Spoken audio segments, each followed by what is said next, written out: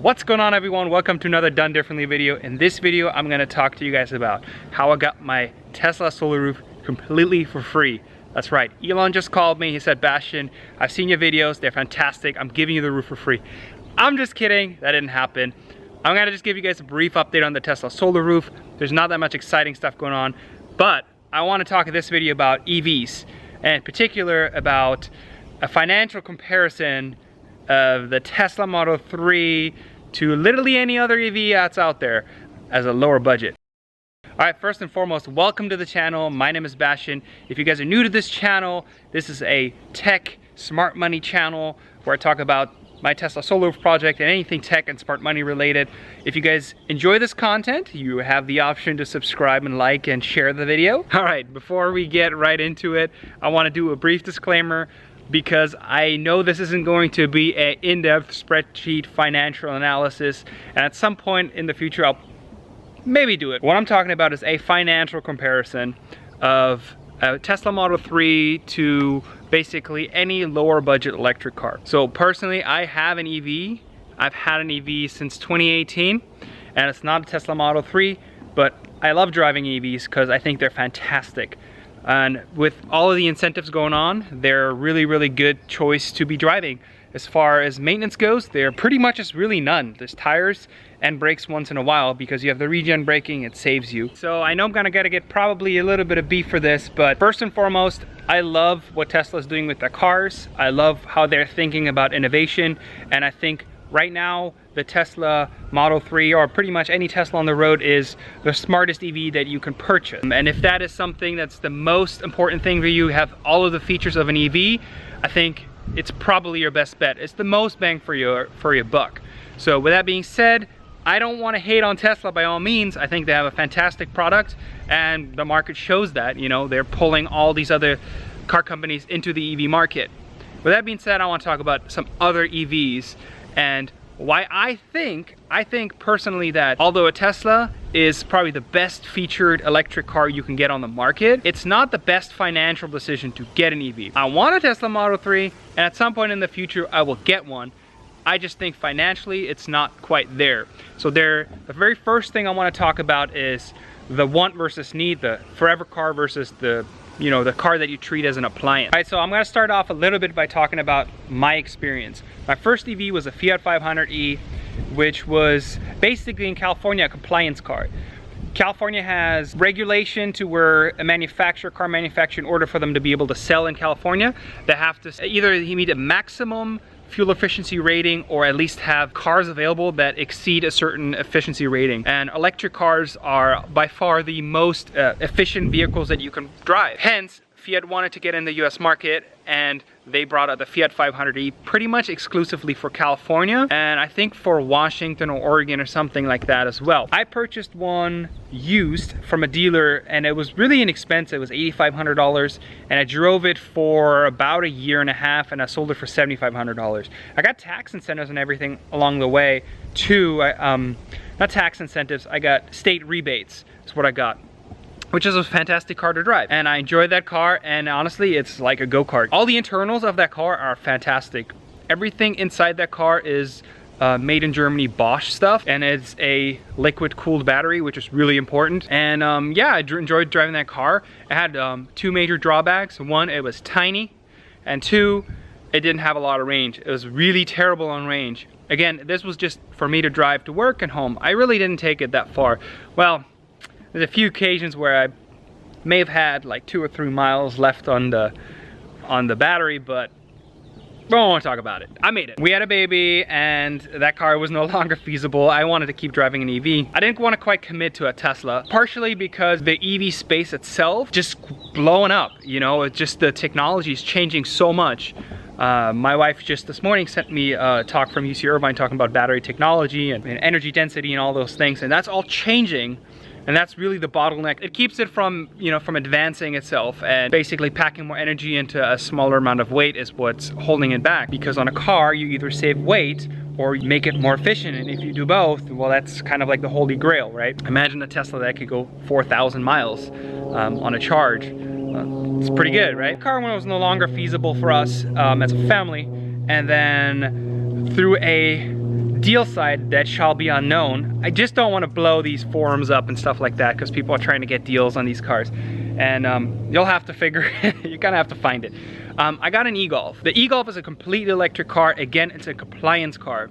And although these cars are compliance cars, they still have to, you know, meet certain specification. No, all these compliance cars, the manufacturers are losing money on it. They're never a good deal for a manufacturer. They're hoping, at least at the time, they were hoping to make money on their other cars that they can still sell in the market. So the e-Golf is a 4-door car, which is fantastic. It has a relatively decent sized trunk and had Apple CarPlay, which is, by the way, fantastic. I love that.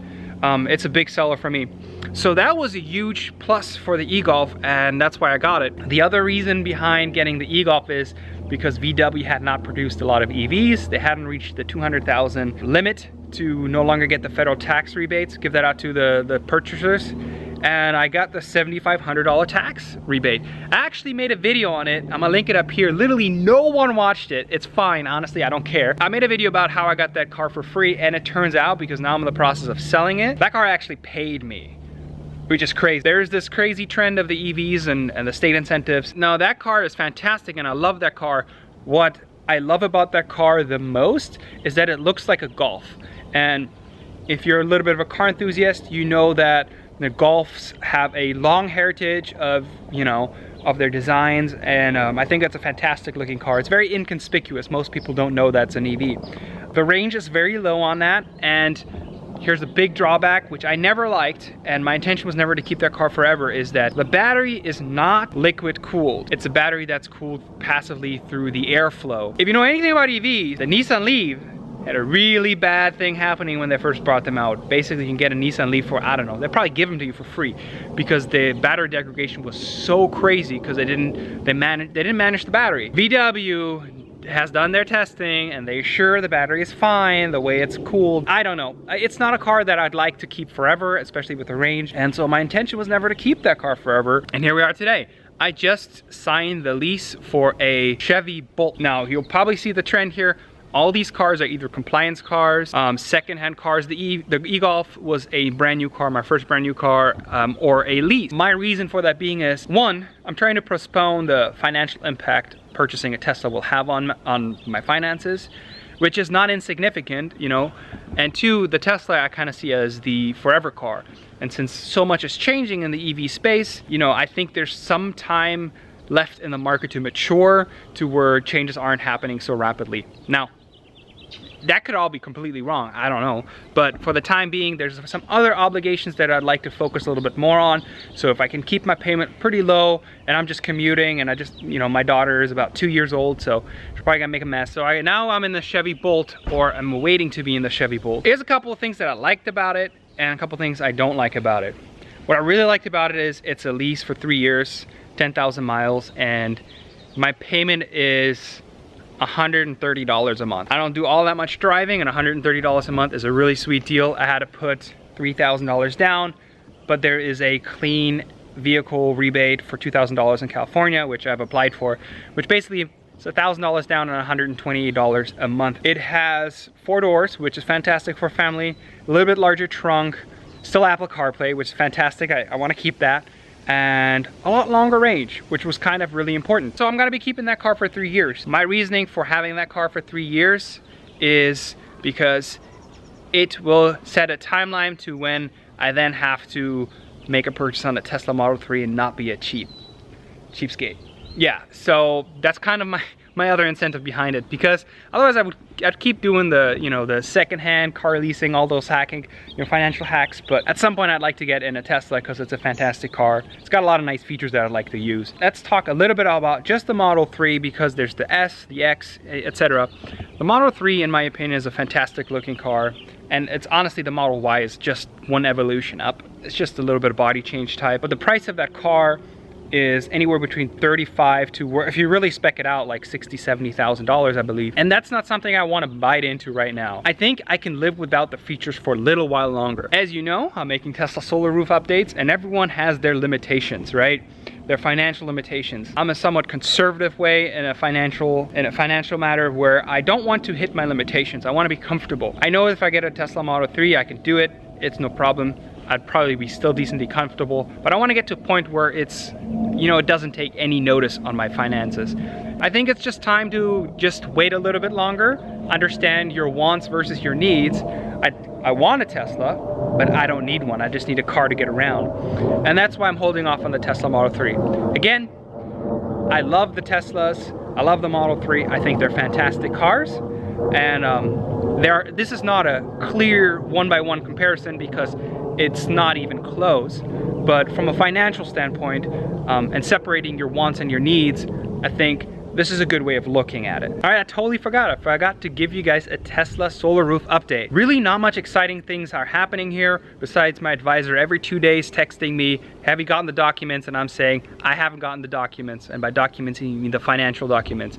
For some reason, the emails are not coming through or whatever. And on my portal, it says, you know, I've been approved and we're waiting for permits. So I don't really know exactly what's going on. I'm gonna just let him figure it out. I'm not in the rush. It sounds like it's gonna take a long time anyways. It's part of the process. So that's really where I'm at. There's not much changes I can talk about. There's another thing I wanted to talk about, and that doubling up on your size of your roof, and by size I mean the active photovoltaic roof. So my initial design was a 4.85, I believe, and I think we're gonna double that. And the reason being is, you pay for the cost of the solar roof, the project itself, but doubling because they're gonna have to either put blank tiles in it or they're gonna have to put photovoltaic tiles in it. Upping the size on your roof, roughly $2 a kilowatt, actually doubling my size from 4.85 to whatever double that is, almost 10 kilowatt, is actually only about a $9,000 difference. For $9,000, I get double the size of the system. That kind of makes a lot of sense. So that's something I'm considering. I got a lot of comments in my previous videos about the power walls and which way I'm going. The other update on that is we're gonna hold off on the power walls. There is a lot of uncertainty that, you know, you just never know along the process. If we feel so inclined, we may add them back on later, but right now we're holding off on the power walls. It's not a no, it's just no for right now. And because we need the roof, again, wants versus needs. I always emphasize that. Wants versus needs, and a larger solar producing roof is probably a little bit more important than the batteries right now. So that's where we're at with that. I almost forgot, there's one more update. I got 2 comments on the video, and I guess a gentleman named Ben Scolins, probably butchering his name. I'm sorry if you're watching this or anyone watches this, is a big fan of his. Fantastic channel. But he made a video about a electric panel called span.io. By the way, it's a really, really clever idea. A company founded by a few ex-Tesla engineers, and if I were to describe it, it's basically a smart switch, but instead of it being a switch, it's for your whole panel, your whole electric panel. And so I've reached out to that company and I'm scheduled to talk to them, but apparently they have a 2-week backlog. So I want to see the cost of that, how feasible it is for my electrician to put that in, and you know, prior to Tesla walking up on my property, and then perhaps that'll already be solved. So that's another little update. Span.io, if you guys are in this process, recommend you guys are checking them out. All right, if you watched all the way to the end, I want to thank you so much. If you watched at all, even if you watch a couple of minutes of it and someone told you at the end, I'm telling you thank you. Thank you so much for watching. Consider subscribing and liking the video if you find this useful. Another little tip, I respond to all the comments, literally all the comments, and I'm within seconds away of responding comments. I got a few comments that were there, let's just say they were very in-depth questions that I've tried to answer to the best of my ability. And I will be throwing in a disclaimer if I'm going of the best of my knowledge. I don't work for Tesla.